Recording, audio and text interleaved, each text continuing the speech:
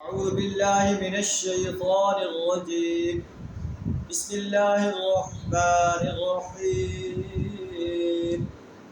ولولا أن يكون الناس أمة واحدة لجعلنا لمن يكفر بالرحمن لبيوتهم سقفا من فضة ومعارج عليها يظهرون وَلِبُيُوتِهِمْ أَبْوَابًا وَسُرُرًا عَلَيْهَا يَتَّكِئُونَ. صدق اللہ العظیم. سورہ زخرف آیت نمبر 33 اور 34 آپ کے سامنے تلاوت کی.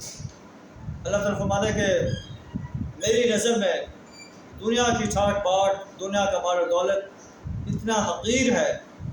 اگر یہ اندیشہ نہ ہوتا کہ تمام لوگ ایک ہی طریقے کے ہو جائیں گے تو ہم رحمان کا انکار کرنے والے انسانوں کے گھروں کی چھتیں، ان کی سیڑھیاں اور ان کے گھروں کے دروازے اور وہ تخت جن پر یہ تکیہ لگا کر بیٹھتے ہیں سونے اور چاندی کے بنا دیتے ہیں. ان کل ذالک لما متاع الحیات الدنیا، یہ سب کچھ دنیا کی زندگی کا سامان ہے اور انسان کے جانے کے بعد یہ ختم ہو جائے گا. اور بعض کا انسان زندہ ہوتا ہے، اس سے اس کا مال و دولت چھین لیا جاتا ہے اور وہ خالی ہاتھ بیٹھا ہوتا ہے. والآخرۃ عند ربک للمتقین، اور آخرت آپ کے رب کے نزدیک متقی انسانوں کے لیے ہے، تقویٰ شعار انسانوں کے لیے، تو اپنے آپ کو گناہوں سے بچا دیں، اللہ کے فرمانبردار بندے بنتے ہیں. تو یہ ایک منظر ہے دنیا کی ٹھاٹ باٹ کا.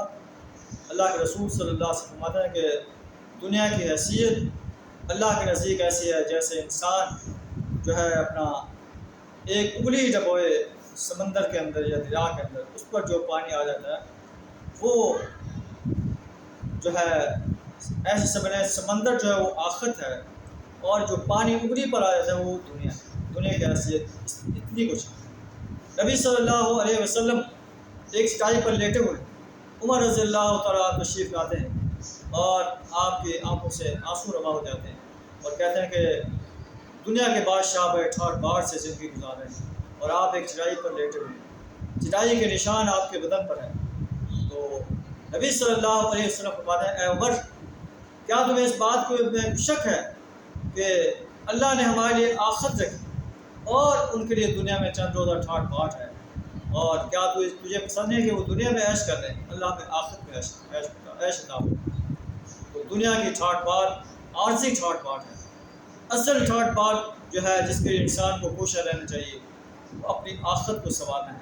اللہ صلی اللہ علیہ وسلم نے اپنی آخرت کو سنوارنے کے لیے سچا ایمان اور سچا جذبہ عطا فرمایا اور اپنے اس فرض کو نبھانے کی توفیق عطا فرمایا کہ اللہ کی سرزمین پر اللہ کا دین غالب آ جائے.